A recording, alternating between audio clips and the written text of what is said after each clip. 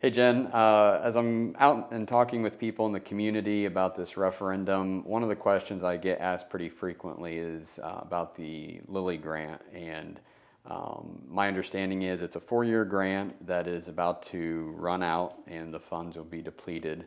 Can you just take a minute and explain what that grant has done for our school corporation and what will happen when it's done, and the impact that would have on our students and really our community as a whole?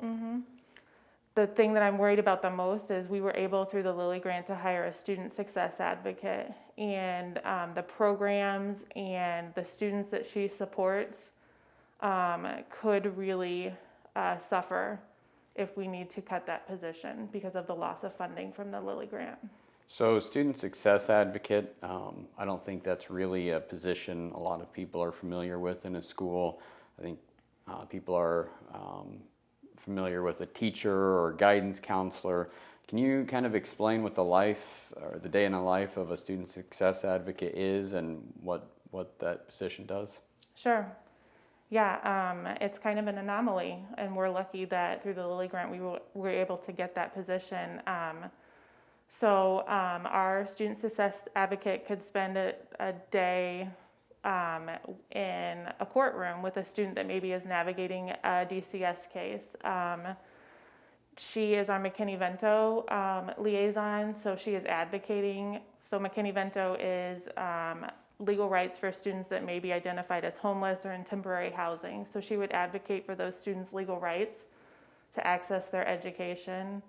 Another big piece of the Lilly Grant, which leads to what the Student Success Advocate also does, is accesses outside mental health services. So we've partnered with Bowen and with our Student Success Advocate to access services. You know, that first call to Bowen or to ask for help is very difficult. And she will be that person that'll make that call for some of our parents or students that are just struggling to take the first step. So what else are we using these funds for besides the student success advocate? Are there additional pieces that you can speak to? Sure. So I think another big piece that we've seen a lot of impact from is we partnered with the Bowen Center to offer some paid sessions for students and parents. And then they've accessed those free sessions, and we've had over 1,200 sessions beyond the sessions that the school has paid for. So we paid for the first 2, and then parents or students have accessed over 1,200 sessions beyond that. So I think taking away the ability to open the door could have a negative impact on our school. Another program that we're utilizing that we were able to purchase through the Lilly Grant is the EWIMS system, and I'm worried about the loss of that program. What's an EWIMS program? Sure. So EWIMS is a software management program, early warning intervention management system, and it takes all the data a student might have in their educational background, their attendance rate, their grades, their testing scores, discipline, tardies, any type of data that a student could have, and it puts it into a system, and there's a ranking. And then leaders in the buildings receive a list weekly, and it's color-coded at indicating whether the student is high risk for maybe failing or dropping out. And so we take that group of kids and we put a support team around them and try to make a plan for them to be able to move forward. So did that play any role in why the graduation rate has increased so much? Because, I mean, this sounds like every school should have this program. Can you speak to that a little bit? Absolutely. So, our graduation rate has increased over the life of the Lilly Grant by 11%. And those 3 pieces, along with Eco Challenge, I would say would be one of those 4th big pieces, are why that has happened.